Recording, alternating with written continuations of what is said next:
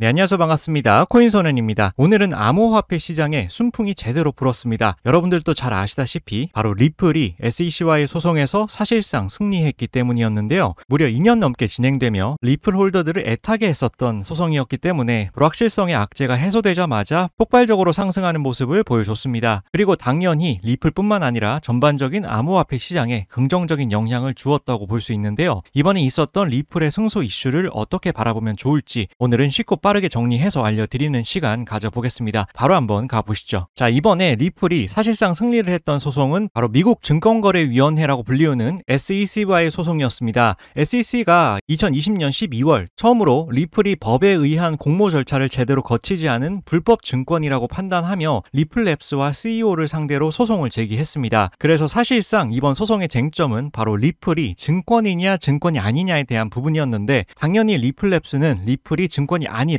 상품임을 지속적으로 주장했습니다. 그러면서 2021년과 2022년을 지나서 마침내 올해 2023년 7월 13일 리플이 약식 판결에서 사실상 승소를 하게 된 것이죠. 그렇다면 우리는 이제 리플이 100% 증권이 아니라고 생각하면 되는 걸까요? 정확히 말하면 그건 또 아닙니다. 아니, 리플이 승소했다면서 이건 또 무슨 소린가요? 라고 생각하실 수 있겠지만 이번 판결 내용을 조금 더 명확하게 살펴볼 필요가 있습니다. 일단 판사는 이번 판결에서 리플랩스가 기관들에게 직접 판매한 XRP는 증권이라고 봤습니다. 왜냐하면 기관들은 리플이 암호화폐 판매로 얻은 수익으로 XRP 생태계를 개선해서 가격을 올릴 것으로 기대할 수 있었다는 것이죠. 무슨 말인지 이해가 가시나요? 기관들은 그만큼 이윤 추구를 목적으로 투자 계약을 한 것이기 때문에 그들이 샀던 리플은 증권에 해당된다고 본 것이죠. 만약 여기까지만 소식이 나왔다고 한다면 이건 리플이 패배했다고 볼 수 있습니다. 하지만 지금부터가 중요합니다. 기관들이 산 리플은 증권이지만 그러면 이제 개인들이 산 리플은 어떻게 되는 것이냐? 이걸 살펴보게 되면 거래소를 통해서 개인들이 투자해서 산 리플은 증권성을 입증하기가 어렵기 때문에 증권이 아니다라고 법원은 판결을 하게 됩니다. 이건 우리와 같은 개인들이 리플을 살 때 당연히 이익을 기대하고 사는 건 맞지만